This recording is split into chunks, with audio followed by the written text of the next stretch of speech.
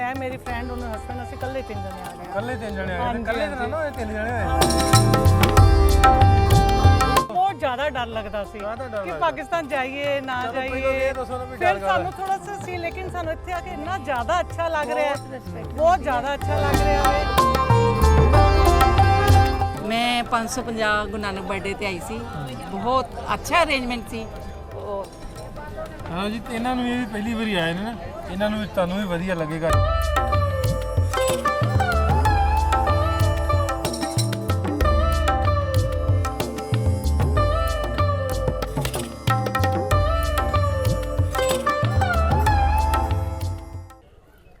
अस्सलाम वालेकुम दोस्तों, सत श्री अकाल। मैं नासिर ढिल्लों, तुसीं जुड़े साडे चैनल पंजाबी लहर दे नाल।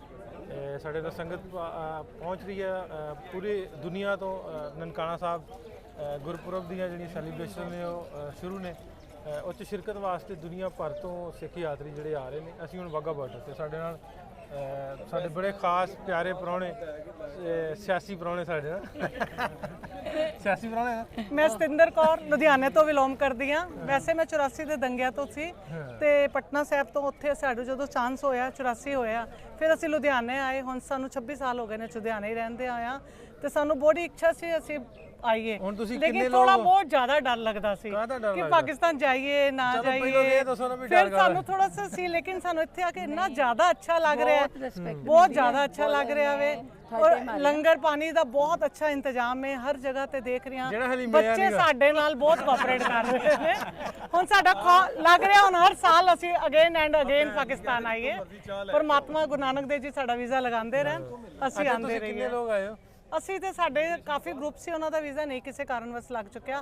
ਫਿਰ ਮੈਂ ਹਿੰਮਤ ਕਰਕੇ ਮੈਂ ਮੇਰੀ ਫਰੈਂਡ ਉਹਨੂੰ ਹਸਬੈਂਡ ਅਸੀਂ ਇਕੱਲੇ 3 ਜਣੇ ਆ ਗਏ। ਕੱਲੇ 3 ਜਣੇ ਆਏ ਨੇ, ਕੱਲੇ ਤਾਂ ਨਾ ਹੋਏ 3 ਜਣੇ ਹੋਏ। ਹਾਂ, ਫਿਰ ਵੀ ਲੋਕਾਂ ਨੂੰ ਮੈਂ ਦੇਖ ਰਹੀ ਹਾਂ ਕਾਫੀ ਲੋਕ ਆ ਰਹੇ ਨੇ, ਲੇਕਿਨ ਇੱਥੇ ਆ ਕੇ ਲੱਗ ਨਹੀਂ ਰਿਹਾ ਕਿ ਸਾਨੂੰ ਇਕੱਲਾਪਨ ਨਹੀਂ ਲੱਗ ਰਿਹਾ। ਨਹੀਂ, ਤੁਹਾਨੂੰ ਵਧੀਆ ਲੱਗੇਗਾ, ਅੱਛਾ ਲੱਗੇਗਾ। ਆ ਵੇਖੋ ਭੈਣ ਜੀ ਤੀਸਰੀ ਵਾਰੀ ਆ ਗਏ। स्टार्टिंग ही बहुत अच्छी लग रही है ਤੇ ਫਿਰ आगे आगे देखो होता है क्या।